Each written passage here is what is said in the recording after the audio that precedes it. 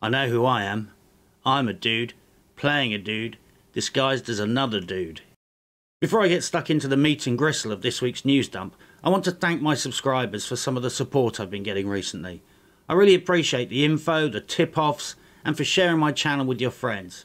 Special thanks goes to SkillUp, who on numerous occasions has promoted this channel and spread the word. He has nothing to gain from doing this. It's been a tremendous help to me, and thank you all. The best I can do to thank all of you is to say this. When the police do finally find the dead bodies buried in my garden, I promise not to mention any of your names. So, a cat's life hangs in the balance. I have a vendor reset to get wrong, there are a few interesting rumours flying around, and lots of other important stuff to fuck up. So let's crack some skulls, starting with the Hamish and Yannick show from the 27th of April. So lights, camera, action. Hey Yannick, what are you doing? Hello. I'm a French, hein? Je suis fromage. Oui. Oui, je m'appelle Yannick. What happens if I speak in both microphones at the same time? Is it weird? Welcome everyone to State of the Game for the 27th of April 2017. I think we have to say 2017 just in case we come back, you know, years later and we need to know. Great. You could probably get it out of the way. Can you say balancing? Just like once or twice? Just once. All right. Balancing. Balancing. It doesn't count if Hamish says it though. Balancing. It only counts if I say it. Balancing. There you go. Balancing. Balancing. Balancing. Balancing. Acronym heavy, PTS and ETF. PTS2, which is the second iteration with a few more changes. There's a bunch of bug fixes, but one bug fixes count.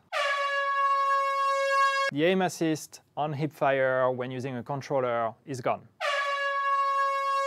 Nimble. With the first PTS, we changed Nimble as we had announced. Nimble being a heal over time, but you don't have to stay in cover anymore. So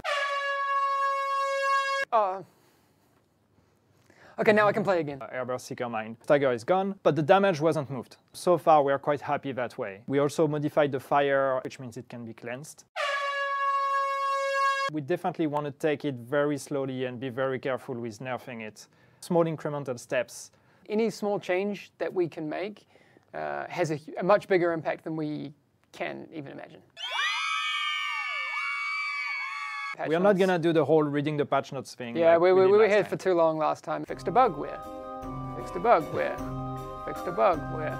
There you go. What is the ETF? So the ETF stands for Elite Task Force. 4 days we're basically going to sit down together.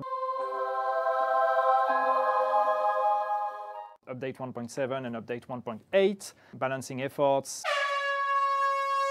How do you think that Charlie will differ? The discussion is going to be very early in the production pipeline with balancing.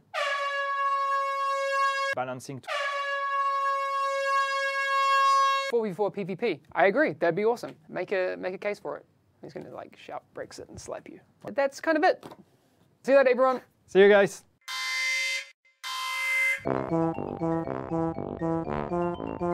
The good news, bad news scenario is Scruffy gets a reprieve. Yannick totally shat on my plans to portray him as an evil pantomime villain by refusing to use the terms bug fixes, loadouts or rebalancing 20 times. I guess it was still worth taking the chance. After all, Scruffy is a cat and cats have 9 lives. That's why I think it would be ideal to use them for mine clearance operations. Well, the check is in the post to Little Scruffy, and I chucked in another month of sponsorship too, so Scruffy gets his meds for the next 2 months. Who knows, I might need to ransom a cat again in a hurry, so it's worth keeping him about for a while yet. Strangely, Hamish made a point of qualifying the year was 2017. I'm surprised nobody has really picked up on this. It probably means nothing. It could equally mean everything. It could be meaningless banter. It could be a hint that the division and the state of the game might be continuing for much longer into the future than expected. It could also be a deliberately planted red herring which people are supposed to pick up on. I have no fucking clue. And I'm not going to guess. All I know is that Hamish made a bit of a big deal of pointing out it's important he mentioned the year in the state of the game introduction. Time will tell if this was significant. Whilst we're on the subject of rumours surrounding the future of the division, I always promised myself that I wouldn't be that kind of YouTuber who takes a tiny rumour with no significant facts and makes an overly long video basically talking shit and effectively only demonstrating they don't have a fucking Scooby about what's going on, but try and stretch it out for 30 minutes regardless. But nevertheless, I think it's worth mentioning McCracken's post on the Division forums about Sharkmob. It would appear that a group of medium to heavy hitters from massive studios stole all the comfy chairs and the cookie jar, left and set up a new studio called Sharkmob. This happened in December under the cloak of secrecy. I think it's safe to assume that this isn't some kind of fuck bucket self-funded startup. I'm pretty sure they're not all eating beans out of a can and struggling to pay the electricity bill. They are allegedly hiring already, have an HR manager, and they're working on an existing IP. So it would appear that someone gave them a large suitcase of money, a mission briefing, and permission to steal all the cookies. It would be interesting to know if Sharkmob is a standalone company or a wholly owned subsidiary. I don't suppose there are any Swedish speakers here who fancy taking a look at the publicly listed articles of incorporation, which are probably online. They might shed some light on the matter. I would fucking love it if this was some covert project team working on Year 3 Division content or the Division 2. However, knowing my luck predicting game releases, it's probably going to turn out to be some fuck shit Division mobile app game. Some heavily paywalled crap fest that sucks all of your money out of the bank so you can sit there on the bus crying into your mobile phone, wondering how your life went so badly wrong that now you're paying to do Lex runs all over again, but in 2D on a 4-inch screen, and it's costing you $3 a day. I guess the full details will emerge in time. Thanks to McCracken, Commander Blue, Paul Myth, and anyone else who added to the info, and Sealed New for letting me know that this was kicking off in the first place. In the state of the game, much stress was placed on the principles of making small incremental changes whilst rebalancing from now on. This is such an excessive deployment of common fucking sense, I'm surprised Ubisoft hasn't banned it. It's a very reassuring thing to hear. Fixing every balancing issue with a fucking club hammer thus far has not been a successful strategy. Surprise, surprise. I have to confess that over the last few weeks I've been testing out some of the douchebag builds that I've been seeing people demanding nerfs for. I was surprised by what I discovered. I tested out a sticky bomb build in Last Stand with 9k electronics, tacticians and over 1 million damage on paper. With all the nerfs, server lag and normalisation in Last Stand, I found this build to be utterly fucking useless these days. I'm sure players with greater skill than me can make a success of it. I found that every fucker just runs out the way. Taking 2 to 3 seconds to fuck around with a sticky bomb is an eternity in a game where people can burn you down with SMGs in half a second. I played one match, only managed to find one person stupid enough to stay still, and it only hit him for about 1/3 of his health. It's hard to use, it flashes, there's a delay on it. This wasn't rebalanced, this got fucking destroyed. In fact, I think this is a shining example of how not to rebalance something. Let's hope this is not repeated. I also tested Deadeye and one-shot Seeker mines. Both are capable of doing the devastating damage people complain about, but both are horrifically fragile builds, and they're not that fun to play. With Deadeye, I spent most of my time feeling like an evil Nazi sniper from a war movie, occasionally getting a lucky string of shots in, but the second enemy players realise you're running Deadeye, they all come for your blood. One-shot Seeker mine is a bit of a lull, but most players are getting wise to this shit now and just run. Once the mine detonates, they have a 20 to 30 second window to kill your squishy ass. My conclusion was this: it's most fun and most successful to run a balanced all-round PvP build. Smashing Deadeye and skill builds with a hammer might appease the angry mob, but they are not match-winning builds. As annoying as fuck as they may feel, they won't carry a match. Feel free to hate me if I blew you up. Take heart in the fact that I was almost certainly gunned down a few seconds later. I'm sure they feel overpowered when you're on the receiving end, but trust me when I say, they are a lot of fucking effort to set up, and frankly, some of the least fun builds to play. The Elite Task Force Charlie is accepting applications until registration closes at 6 PM Central European Summer Time, Wednesday, May 3rd. So basically, if you want to go, get your application in fucking now. Just make sure you have a valid passport if you're coming from outside the UK. They have responded to feedback and criticism, and this ETF has been revamped. It's being held earlier in the production process, allowing for a greater impact, is lasting for an extra day, and they promise not to get out the mind control device until day 2. Link down in the description. I strongly recommend anyone with a passion for the game to try and get a spot.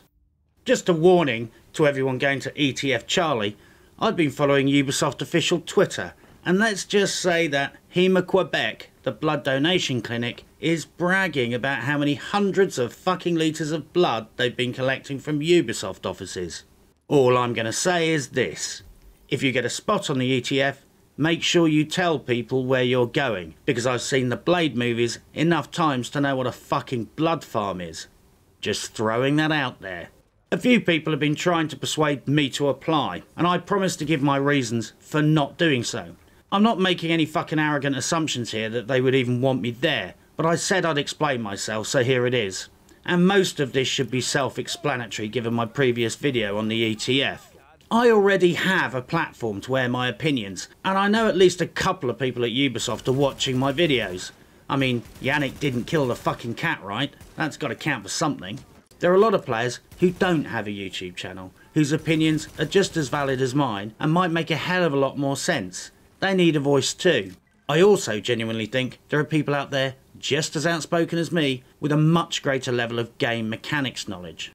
Despite the fact that I may, on very rare occasions, be guilty of perhaps giving Hamish and Yannick a tiny little roasting, I think they're probably nice guys. If I go, I'll probably like them. Then I'll start to sympathise with their problems as developers. Then I'll have a conflict of interest. Then they will stick the mind control device on me. I'll start prioritising their problems as developers above ours as consumers. And then bang, suddenly I'm in the toilets, wanking everyone off, and then 4 days later I'm stumbling cross-eyed out of the Red Storm offices, clutching bags of figurines and Division merchandise, wearing a Red Storm baseball cap and a Ubisoft t-shirt, and as soon as I get home I start making 3-hour-long videos about how every trivial fucking patch and bug fix is really exciting. Hopefully, they'll be making changes to the ETF to try and counter bias. But for me personally, it's important that you guys know I'm impartial. And even more significantly, it's important that I am impartial. Cops and criminals don't drink in the same pubs for a reason. Now you have to figure out who are the cops and who are the criminals.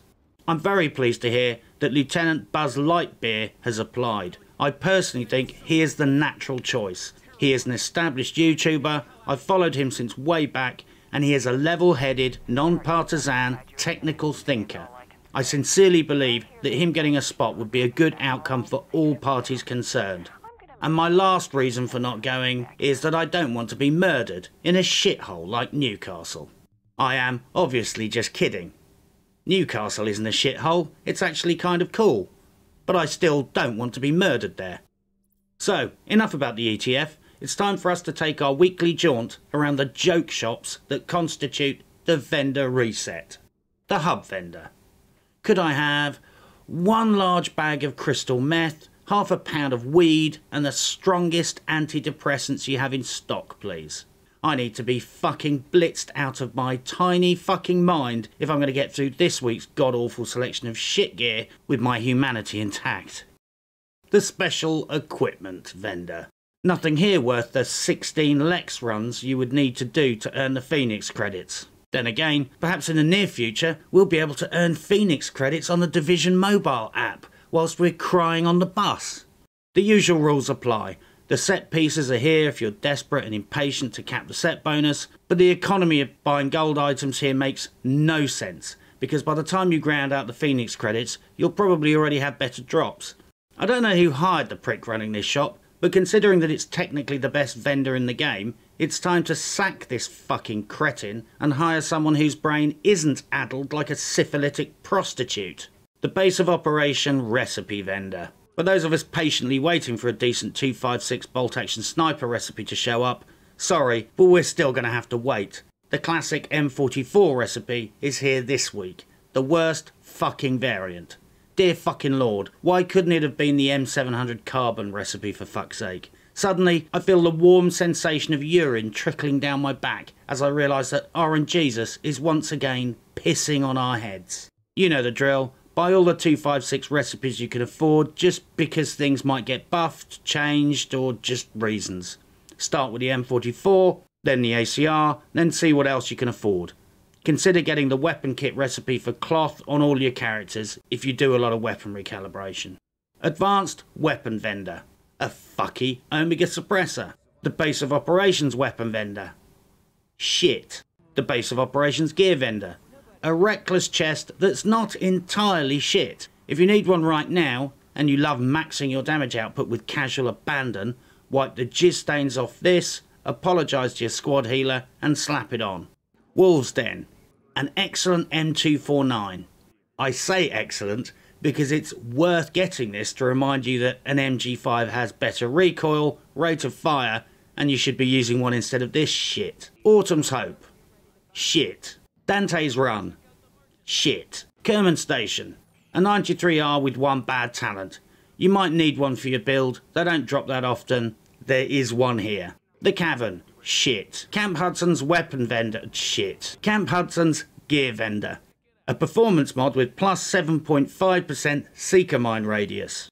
If you are one of the clueless, no-skill shitbag fuckbobs running a one-shot seeker mine build, then these optimally rolled mods are for you. Fuck, I bought loads. Meat Locker. Shit. Medicine Stand. A pretty fucking mediocre vigorous chest, but since it's the go-to chest at the moment, if you need one, here it is right now. Last Call. Shit. The Ward. Shit. Southpaw. Shit. The Grindhouse. A passable AUG A3P. The AUG isn't the best SMG at the moment, and this one isn't even the best AUG, but fuck it, it's here if you want one. The Firewall has a teddy bear. Well, at least it's something to cuddle when you need comforting about the bad restock this week. The Crypt. It has a not horrible M1A. Absolutely perfect for someone who can't decide between an SVD or a bolt action. Get the worst of both worlds and get the M1A instead. Sorry if you didn't get the memo, but this gun had its testicles cut off in a previous patch. West 31st Street DZ Checkpoint. A pretty fucking decent extended mag actually. Capacity, crit damage, rate of fire.